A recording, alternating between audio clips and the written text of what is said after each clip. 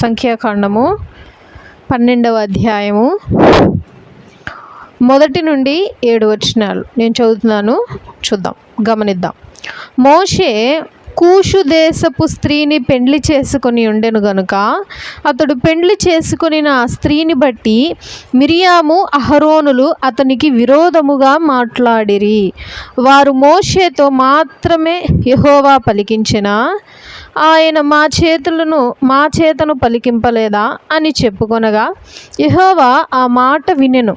మోషే భూమి మీదనున్న వారందరిలో మిక్కిలి సాత్వికుడు. యెహోవా, మీరు ముగ్గురు ప్రత్యక్షపు గుడారమునకు రండని హఠాత్తుగా మోషే అహరోనులను మిరియామును ఆజ్ఞాపించెను.